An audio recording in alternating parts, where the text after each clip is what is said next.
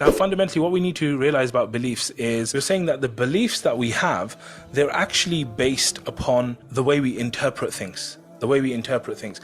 And the way we interpret things, that will actually affect what we believe. Now, the way I kind of like to think about beliefs is a little bit like there's a belief here, and the belief is held up by pillars. Okay? So you imagine there's pillars that are holding the belief up. And because of these pillars, the belief is held up. If the pillars break, the belief falls down. Okay? So what are these pillars? These pillars are usually incidents that happened and interpretation that you gave it. Okay? And when one happens and another one happens, and the more incidents and interpretations, the more columns that are holding up the belief, the stronger the belief will be. Okay?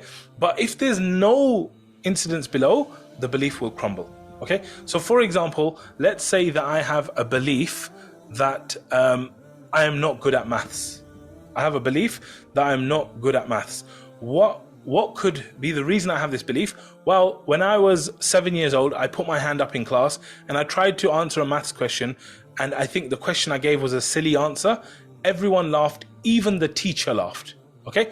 So that incident now, what does that incident mean? Did I give it the interpretation that, hey, I'm just silly sometimes and, you know, it was okay, I just made a silly remark, everyone does that? No. What I said is, I must be really dumb at maths because I said something that was so dumb that even the teacher laughed, and teachers never laugh at children. So that was one pillar for my belief that I'm really bad at maths, right? Then when I was doing my 11 pluses, I got a really low mark in maths. Like my sister, she's younger than me, she got a higher mark than me. That's another pillar. So then these pillars, they come, the interpretation comes with it, and now it becomes a strong belief, I'm not good at maths. So what needs to happen is you actually need to break these beliefs, and you need to fundamentally create new pillars, and those new pillars are with new interpretation. Okay? So when we're saying that I want to change this negative belief I have about money or this or that, whatever, what we need to do is we need to identify, first of all, what exactly is the belief? What is the belief? Like, I'm saying I want to change this belief, but what is the belief? Like, we need to get crystal clear on what the belief is. And it's only when you know the belief, at that point, you're like, okay, this is the actual belief, right? What is the belief? So the first thing I would say is like, find out what is the belief. Once you found out the belief, then you can actually do something about it. But if you don't know the belief, that's the whole issue around it. And you want to be very, very specific as well, right?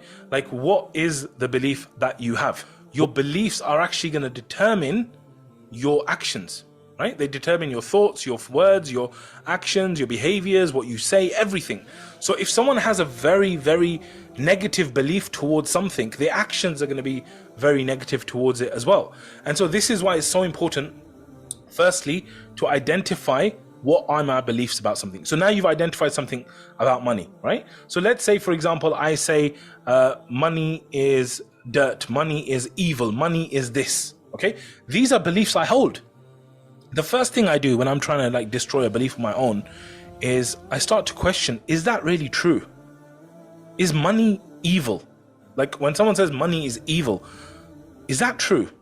Like, the Prophet ﷺ, when he had money, was it evil? When Abu Bakr radiallahu anhu had money, was it evil? Is money evil in it of itself? Is it the people that utilize it that are good and evil? Like, what is it? So what I do is, once I start to have a belief about something that I want to break, I use Shaitan's trick. This is actually Shaitan's trick. It's a dirty trick, right? What Shaitan does is he takes the part that you doubt, and he takes that little doubt and he starts to make it bigger and bigger and bigger and bigger until that doubt breaks the belief. So in the same way, like when I have, like, imagine I did this exercise many years ago about money, and I've realized that my perception of money was messed up. You know, like people say money is, I'm like, the root of all evil. Money is evil. Like, I had all this kind of stuff as well, right?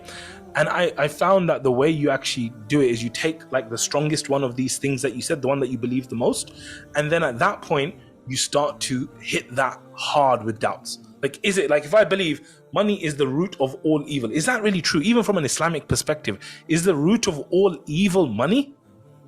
Actually, no, it's probably kufr, it's probably disbelieving in Allah, it's probably not remembering the Day of Judgment, it's probably shaitan. It's not actually money in itself, right? That's not actually the root. So you see how I'm actually attacking the thinking, right? Then it's also about understanding what's the thinking that I would like to have, right?